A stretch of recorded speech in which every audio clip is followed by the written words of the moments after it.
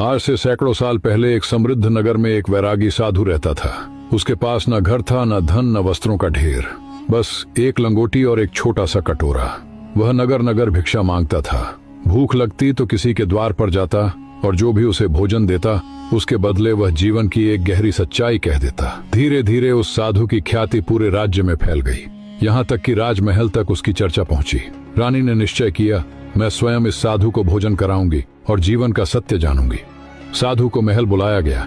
सोने चांदी के बर्तनों में राजसी भोजन परोसा गया, लेकिन साधु ने शांत स्वर में कहा, माँ, भोजन मेरे ही कटोरे में दीजिए, मैं उसी में खाता हूँ।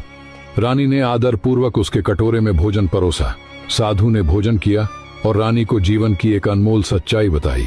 जब साधु जाने लगा तो रानी ने भावुक होकर कहा, महाराज, अपना यह कटोरा मुझे दे दीजिए, मैं इसे आपकी स्मृति के रूप में पूजूंगी। साधु ने बिना किसी संकोच के अपना अंतिम कटोरा भी रानी को सौंप दिया, लेकिन जाते जाते रानी ने साधु को एक सोने का कटोरा भेंट कर दिया। साधु ने उसे भी उसी सहजता से स्वीकार कर लिया। ये देखकर मंत्री आपस में फुसफुसाने लगे, कैसा ढोंगी साधु है, सब छोड़ने का दावा करता है और सोने का कटोरा तुरंत ले लेता है। साधु वहां से चला गया।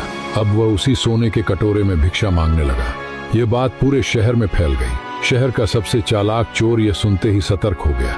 उसने सोने के कटोरे को चुराने की योजना बना ली। एक शाम वह साधु का पीछा करता हुआ एक छोटी सी कुटिया तक पहुंचा। साधु अंदर विश्राम करने लगा और चोर पीछे छिपकर इंतजार करने लगा।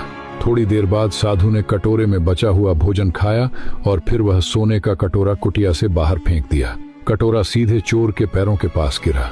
चोर स्तब्ध रह गया।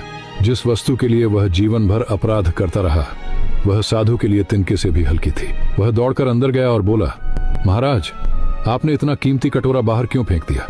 साधु मुस्कुराए और बोले, अगर मैं इसे बाहर न फेंकता तो तुम अंदर कैसे आते? चोर घुटनों पर गिर पड़ा। साधु ने शांत स्वर में कहा, अगर पूरी रात तुम इस कटोरे की चिंता करते तो तुम सो न पाते, और अगर तुम न सो पाते तो मैं भी अशांत रहता। मेरे लिए इसकी कीमत बस इतनी है कि इसमें भोजन रखा जा सके। अगर कोई वस्तु मेरी नींद छीन ले, मेरी शांति छीन ले, तो उसे छोड़ देना ही बेहतर है। चोर की आंखें खुल चुकी थीं। वह समझ गया। वह जीवन भर चीजें जोड़ता रहा, फिर भी हारता रहा, और यह साधु सब कुछ छोड़कर भी हर दिन जीतता रहा। उस रात शहर का सबसे बड़ा चोर साधु का शिष्य बन गया।